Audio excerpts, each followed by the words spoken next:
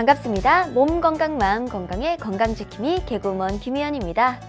이건 이렇게 해, 그건 그렇게 해야 후회가 안 남아. 라는 얘기를 들으면 조언으로 듣기보단 잔소리라고 생각했던 적이 훨씬 많은 것 같아요. 이미 다 아는데 알아서 할 수 있는데 괜한 간섭 같아서 그런 충고나 우려는 가볍게 넘겼던 걸까요? 그런데 이제 와서 생각을 해보면 그 말을 들었다면 어땠을까 싶어요. 공부 안 하면 커서 후회한다던 선생님 말씀을 좀 들을 걸 후회되기도 하고, 부모님이 말렸을 때 멈출 걸 그랬다는 생각이 드는 일도 있고, 이미 지나간 일이고 심지어 다시 돌이킬 수 없는데 그 수많은 충고나 조언들이 이제 와서 힘을 발휘하는 거죠. 우리 지나고 나서야 후회하는 일들 진짜 많지 않나요? 지금 이 순간도 어쩌면 후회로 남을지도 몰라요. 어떤 노력이 필요할까요? 몸 건강, 마음 건강, 오늘 순서 시작할게요.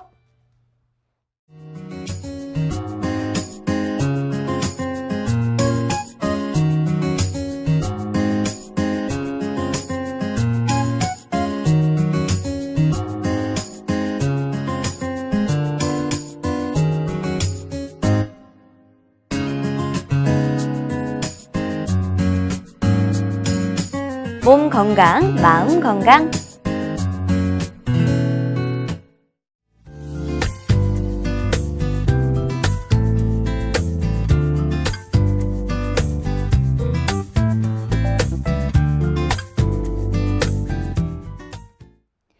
오늘은 서울 광진구 광진경희한의원 곽도원 원장님과 함께합니다. 원장님 안녕하셨어요. 네, 안녕하세요.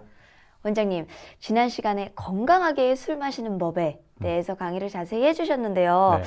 좀 술을 많이 마시고 토하거나 아니면 속이 아프거나 머리가 아픈 증상은 당연한 게 아니고 내 몸이 술을 받아들일 수 없는 상태다라는 걸 한번 생각을 해봐야 된다, 이런 얘기 해주셨거든요. 네. 그래서 좀 깊이 있게 생각할 수 있는 시간이었던 것 같아요. 네. 일단 우리가 술을 마시면 간만 상한다라는 생각을 하기 쉬운데 그게 아니고 몸 전체를 돌봐야 한다는 말씀도 해주셨어요. 맞나요? 네, 맞습니다. 네. 지난번에도 말씀드렸지만 우리의 주량이란 것은 네. 단순하게 술을 덜 먹고 더 먹고 이것만 볼 것이 아니고 내 몸의 건강 상태와 직접적으로 연관이 있다는 것을 저번에 말씀드렸고요. 네. 그러기 위해서는 간이나 아니면 뭐 위장관 질환 이런 것들을 살펴보아야 된다고 말씀을 드렸습니다. 맞습니다. 예를 들어서 뭐 위식도 역류증이라든지 네. 과민성 대장증후군, 아니면 평소에 배가 콕콕 쑤시는 그런 불편감이 있는 분들, 네. 그런 분들이 술만 먹으면 토한다. 아. 그러면은 그 증상과 연결해서 봐야 되고, 이럴 때 주량을 증진시키는 치료, 혹은 다시 말하면 건강하게 술 먹는 치료를 받으면 네. 이런 증상들도 함께 개선된다는 것을 말씀을 드렸습니다. 맞습니다. 이제 기억이 좀 나네요. 네. 자, 그럼 오늘의 미니 강의 한번 만나볼 텐데요. 어떤 주제를 준비해 주셨나요? 네, 오늘은 상당히 많은 분들이 겪고 계신 증상인데 바로 갱년기 증후군에 대해서 다뤄보도록 하겠습니다. 그렇군요. 갱년기 증후군, 역시 우리 몸 건강, 마음 건강의 단골 주제 같은 건데요. 그런가요? 네, 오늘 강의 주제를 듣고 반가워하실 분이 참 많을 것 같은데 네. 그 전에 이 갱년기 증후군이 어떤 건지 설명 좀 부탁드릴게요. 네, 이 갱년기 증후군은 이제 여성이 그 폐경 시기가 다가오면은 그 생리 주기가 변하면서 이제 점차로 폐경이 되죠. 이때 나타나는 일련의 신체 증상들을 일컬어서 갱년기 증후군이라고 하는데, 네. 그냥 가장 대표적인 증상이 열이 올랐다가 내렸다가 하는 증상입니다. 맞습니다. 아니, 그런 분들이 정말 제 주변에도 좀 있었는데요. 네, 그 갱년기 증후군은 당연히 열이 올랐다가 내렸다가 하는 게 당연한 증상인 거죠? 그래서 갱년기 증후군이라고 이름이 붙으면 이게 당연한 것인데, 네. 사실 이 증상이 폐경기가 되면은 당연하게 오는 것은 아닙니다. 다 오는 건 아닌가요? 네, 그렇습니다. 정상적인 여성분들은, 네. 이쪽 방면으로 건강하신 여성분들은 폐경기가 되어도 그냥 아무렇지도 않게 지나가거나 증상이 있다 하더라도 네. 내가 느낄락 말락 할 정도로 이렇게 부드럽게 지나가는 것이 정상이고, 내가 열이 올랐다 내렸다 하거나 아니면 다른 증상들이 생김으로써 불편감을 느끼면 네. 그것은 갱년기 증후군을 내가 겪고 있다, 이렇게 생각하시면 됩니다. 그렇군요. 갱년기 이 증후군이라고 해도 증상이 좀 꽤 다양한 것 같아요. 어떤 게 있을까요? 네, 주변에 보면 좀 여러 가지 불편감 네. 호소하는 분들이 많으시죠. 예를 들자면은 뭐 얼굴이 자꾸 빨개진다는 분들도 있고, 네네. 어지럽다는 분들도 있고, 갈증이 자꾸 난다. 네. 아니면 몸이 훅훅 처진다. 네. 이런 분들도 뭐 있고요. 우울하다고 하시는 분들도 있었던 그죠, 것 막 같아요. 우울해하는 분들도 네. 계시고, 그리고 아까 말씀드린 그 열이 올랐다 내렸다는 것만큼이나 많이 호소하는 증상이 바로 땀이 무진장 난다고 이렇게 딱 표현을 하십니다. 근데 네. 이 땀은 또 크게 두 분류로 또 말씀들을 하시는데 네. 하루 왼종일 땀이 난다 이런 분들도 계시고 어. 아니면 열이 올랐다가 식으면서 그때 몸이 오싹하면서 이렇게 네. 땀이 난다고 하시는 분들도 계십니다. 그렇군요. 그럼 이렇게 갱년기 질환이 생기는 원인이라고 한다면 네. 무엇일까요? 이걸 이제 좀 국소적으로 살펴보자면 네. 호르몬의 문제라고 얘기를 드릴 수가 있고 네네. 좀 전체적으로 보자면 폐경기 때 생기는 몸의 변화를 내 몸이 이겨내지 못한다. 이렇게 생각하시면 쉬울 것 같습니다. 그렇군요. 그러면 이 환자분들은 보통 어떤 치료를 받게 되는지가 궁금하네요. 이 환자분들이 찾는 치료를 먼저 간단히 설명드리면 네. 우선 크게 세 가지가 있는데 어. 첫 번째로는 그 한약 치료 많이 받으시죠? 네. 두 번째로는 양약 치료도 받으시고 네. 참고로 양약 중에서는 그 가장 효과 있는 것 중에 하나라고 알려졌던 게 뭐 호르몬이라서 어. 호르몬 치료 많이 받으시고 네네. 그리고 식품으로 또 많이 찾으세요. 막 광고들 많이 네네, 하잖아요. 뭐 그렇죠. 갱년기에 좋은 식품 뭐 이런 맞아요. 식으로. 근데 사실 이 식품은 그 치료제라고 하기에는 효과가 좀 없고 당연히 식품이니까 그렇겠죠. 좀 마음의 위안 정도로는 네. 괜찮을 것 같습니다. 어. 예, 그 정도라서 식품은 이제 증상이 심하지 않은 분들이 그냥 마음의 안정 정도로 복용하시면 좋을 것 같고 이 호르몬제도 복용 많이 하시는데 네. 호르몬제 복용하면 증상이 그때 가라앉긴 하지만 네. 이 호르몬제는 의학적 정의가 치료제라기보다는 대체제라는 표현을 많이 씁니다. 그러니까 갱년기 때 문제가 생기는 호르몬을 네. 대체하는 정도의 의미가 있어서 치료제라고 보기에는 조금 무리가 있고요. 그리고 장기 복용했을 때는 그 뇌졸중이나 뭐 혈전이나 유방암의 위험을 높인다는 연구 결과가 있기 때문에 장기 복용은 적합하지가 않아서 혹시 만약에 지금 복용하고 계시다면 네. 이제 진료의와 상담해서 적절한 기간 동안만 사용하는 것이 좋습니다. 그렇군요. 그럼 어떤 방식으로 좀 치료를 해야 될까요? 네, 이 갱년기 증후군은 이 증후군이라는 이름을 가지고 네. 있어요. 무슨 병이라기보다는 네네. 그 말은 딱 하나로 정의되기보다도 여러 가지 증상들이 복합적으로 생길 수 있다는 뜻입니다. 네. 그래서 이런 증상들의 특징은 이 증상이 하나로만 나타나는 것이 아니기 때문에 증상이 어떤 조합을 가지고 나타나는지 네. 아까 말씀드린 여러 가지 증상들 있잖아요. 열이 오르면서 땀이 나는 분들도 있고 땀은 안 나는데 우울감만 생기는 분들도 있고 이렇게 다양한 증상들의 조합이 있습니다. 네.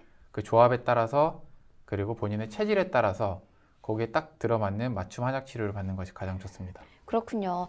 원장님도 잠깐 얘기해 주셨지만 제 주변에도 네. 이 갱년기 증후군 때문에 호르몬제를 드시고 있다는 분들도 봤고요. 네. 아니면 한의원에 찾아가서 한약을 좀 먹고 있다 이렇게 말씀해 주시는 분들이 있거든요. 네. 원장님 한의원에도 좀 많이 찾아오시나요?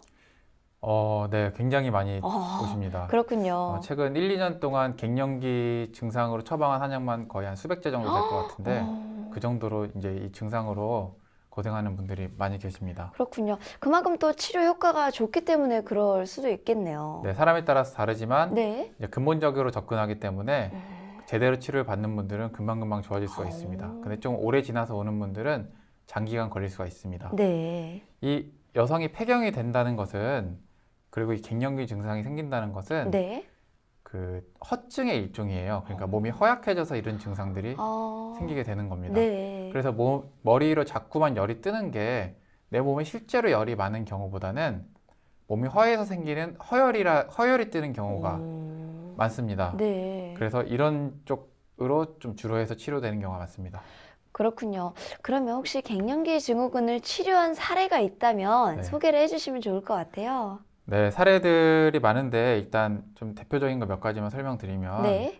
어떤 환자분이 찾아오셨는데 이제 열이 오를 때마다 열이 한번 오르면은 훅 하고 오싹하면서 땀이 난다고 하시는 거예요. 네네. 근데 이분은 특이한 게 갱년기 증후군 환자들은 보통 상체에 땀이 많이 나시는데 네. 하체에도 땀이 많이 나시고 그리고 변비도 굉장히 심하시고 네. 원래 심했는데 갱년기가 되면서 더 심해졌다고 하시더라고요. 그리고 특징적인 것이 잇몸을 보니까 입뿌리가 이렇게 다 드러나 있는 거예요. 나이가 50세 정도 되면은 아직 이빨은 그래도 건강해야 되는데 그렇죠. 입뿌리가 이렇게 다 드러나 있는 상태였습니다. 근데 이 입뿌리도 사실은 치주 질환을만 볼 것이 아니고 네. 우리 몸에 문제가 있으면 잇몸 쪽으로 안 좋아질 수 있거든요. 네네네. 예전에도 설명을 드렸죠. 네. 그래서 이분은 이 증상들을 조합해서 여기에 맞는 가미쌍화탕이라는 처방이 있어요. 그 처방을 했고 그 다음에는 잇몸 시큰거리는 거라든지 아니면 이빨 흔들리는 것도 좀 덜해지시고 변도 좀 보다 수월하게 보시고 그 갱년기 증상도 없어지고 네. 그렇게 치료했던 적이 있습니다. 그렇군요. 한 몇 개월 정도 걸렸나요? 이분 같은 경우는 거의 한 3달, 4달 이 정도 걸렸던 것 같습니다. 오, 그렇군요. 네, 근데 사람에 따라서 기간이 뭐 3달 이렇게 걸리는 경우가 있고 네. 또 어떤 분들은 증상이 미약하게 생길 때 바로 오신 분들은 어, 뭐 한 달 반 이 정도 빨리 낫는 분들도 있고 또 너무 늦게 찾아오시고 증상들이 너무 심한 분들은 네. 이제 한 6개월, 뭐 7개월 아니면 아주 길게는 원칙적으로는 1년까지 치료가 필요한 분들도 계십니다. 확실히 몸 네. 상태에 따라서 좀 다르게 되는 거네요. 네, 그렇죠. 아무래도 이렇게 사례로 얘기해 주시다 보니까 좀 더 이해가 잘 가는데요. 네. 혹시 다른 사례도 있을까요? 네, 또 다른 사례로는 이제 아까 말씀드린 것처럼 금방 얼른 찾아와서 한 달 반 만에 나은 네. 뭐 그런 분들도 계시고 네. 또 아까 주로 허증으로 생긴다고 네네. 말씀드렸잖아요. 근데 실제로 열이 많아서 생기는 경우도 분들도 있죠? 있긴 있으세요. 이분은 특징이 뭐냐면은 네. 이 땀이 많이 나오는데 땀이 정말 비 오듯이 많이 나신다고 얘기를 해요. 네. 근데 특징적인 것이 갈증이 그렇게 많이 난다고 하세요. 그럼 정말 열이 있는 것 같네요. 그렇죠. 네. 갈증이 이렇게 많이 나고 네. 혓바닥을 보니까 혓바닥이 이렇게 설태라고 아시죠? 이렇게 막 갈라지는 거죠? 설태라고 하는 건 이제 두껍게 이렇게 누렇게 끼는 걸 네네. 설태라고 하는데 혓바닥에 이제 칫솔로 닦는 분들도 꽤 계실 네. 거예요. 이제 그 설태가 두껍게 껴 있으시고 또 다른 특징이 속이 잘 쓰리다고. 특히 이분 같은 경우 새벽에 잘 쓰리셨습니다. 그리고 속이 쓰린데도 이렇게 뭐만 먹으면 뒤돌아서만 배고픔을 호소를 하세요. 이게 바로 이제 위열의 대표적인 증상인데 위열을 가진 분이 갱년기 증상에 오시면 네. 이런 증상들이 나타나고 합니다. 그래서 이분 같은 경우는 약간 서늘한 약재인 인삼백호탕으로 네. 치료를 했습니다. 인삼백호탕. 이 안에는 인삼 꼭 들어갈 것 같고요. 네. 또 어떤 약이 들어갈까요? 이 약은 이름에 인삼은 들어가긴 하지만 네. 이제 대표 약재가 석고라는 차가운 약재입니다. 네. 그 석고라는 약재는 우리가 그 미술할 때 쓰는 석고 네. 아시죠? 네. 그 석고랑 같은 건데 의료용 석고가 따로 있어요. 그렇군요. 이제 약품으로 쓰는 석고가 있어서 네.